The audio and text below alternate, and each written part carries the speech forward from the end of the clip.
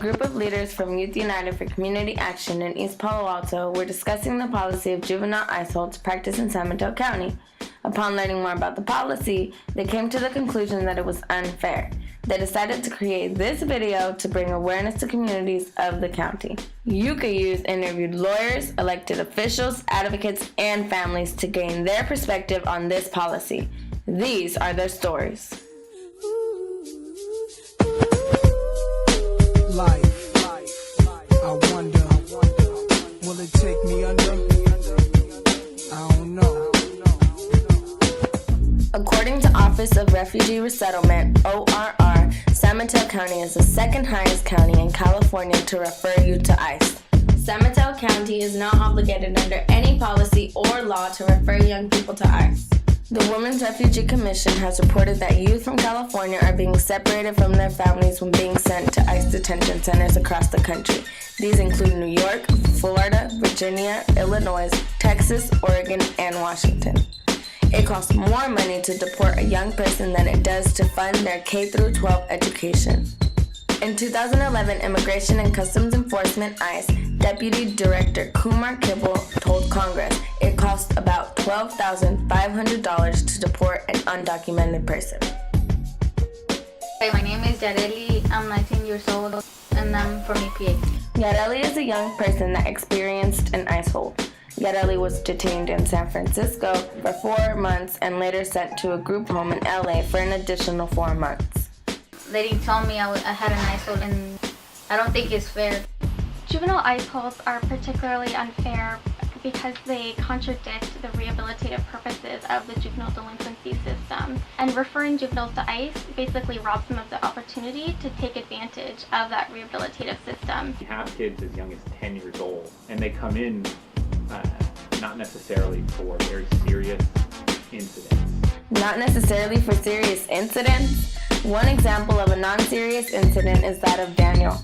Daniel was arrested after his school administration called the police regarding a prank. Daniel faced multiple charges and the risk of being deported. They didn't call my mom until the last minute, until I was at the police station. The lady asked, "Oh, did you ask for his mom?" They're like, "Oh, not yet." And then as soon as before they took us, 5 minutes before they took us, that's when my mom showed up at the police station. It was just basically a prank that went bad.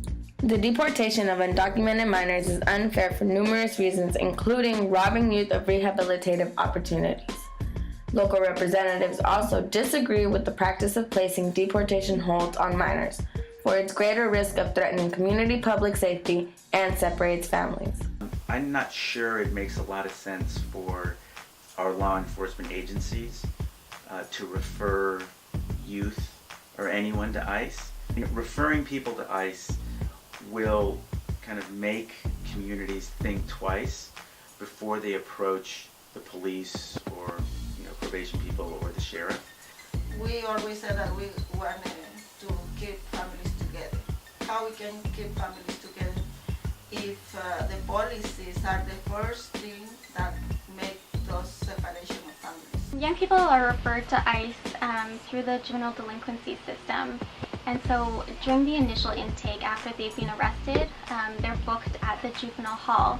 And one of those initial questions that they ask right when the young person's arrested is whether they're a U.S. citizen or not. And so if they answer no, that they're not a U.S. citizen, then their probation officer often will call ICE and say, "We suspect that this individual is undocumented." And then ICE will actually send an agent to go into the juvenile hall and interview the young person. In an ideal world, the youth would be able to speak with an attorney before they're referred to ICE or before they talk with an ICE officer, just so that they're aware of their rights and they're aware that they can be reported to ICE for very minimal violations. Often they're sent to immigration detention facilities all over the country. Young people and their families are often unaware of the rights they possess to protect themselves. This can result in an ICE hold, which would remove a young person from their family. A juvenile ICE hold can leave a young person feeling helpless, often affecting the emotional health of themselves and their loved ones. I don't think it's fair. They treat you like you're like a real criminal. And it's really scary because you're like, what are they gonna do to me? But I was more mad because they didn't tell me I had an ICE hold, and I was sad because I didn't want to go back to Mexico. El domingo como a mediodía me habló el policía y me dijo, ¿tú eres la mamá de Yareli? ¿O es tu hija Yareli o qué es de ti? Y le dije, sí, yo soy la mamá. Y me dijo, ¿sabes que la encontré caminando en San Mateo? Y dijo, sorry, pero la vamos a pasar con inmigración. Fue cuando pasó. Inmigración la agarró y dijo que la iba a detener. Cuando a mí me hablaron y me dijeron que inmigración la iba a detener, quería morirme.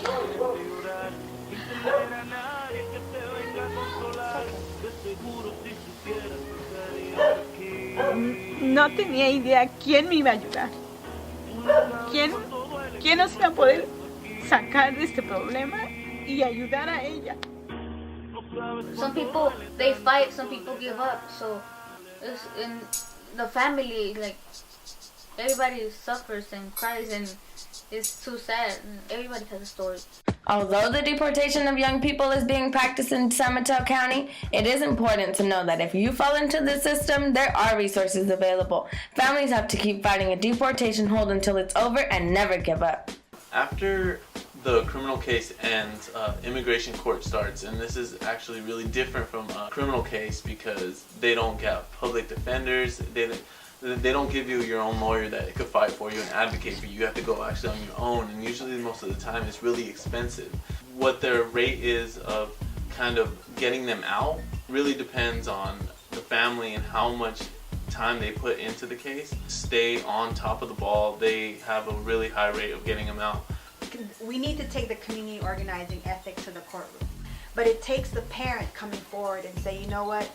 This young person is my child, and I am going to take care of that young person. Young people that can receive a juvenile ICE hold represent people from all over the world. Some young people know no other home country besides the United States.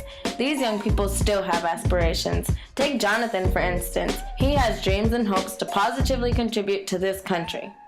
Pues mi nombre es Jonathan. La razón que vine a Estados Unidos fue porque pues en el país donde yo nací y todo, y en la colonia donde yo me crié y todo, pues ya no estaba como antes, ya estaba más peligroso por la pandilla. Un día pues me dijeron que yo y otros amigos más teníamos que ir a golpear a alguien, y yo pues les dije a ellos pues que no tenía derecho por qué golpearlo. Me hablaban por teléfono y me mandaban mensajes que si me miraban o algo pues me iban a golpear. A mí me querían como tipo que me metiera a la pandilla a la fuerza. Yo no quería meterme porque pues no me trae nada bueno. Lo que yo quiero lograr es estudiar, pues aprender, pues sacar mis carreras y todo de estudio para yo pues poder hacer algo en la vida y poder ayudar a mi familia. The practice of juvenile ICE holds in San Mateo County decapitates the dreams of young people far and wide. It separates families and threatens developing healthy relationships with local law enforcement. Most importantly, this practice highlights the need for a comprehensive immigration reform in this country. No young person's story should have to be cut short.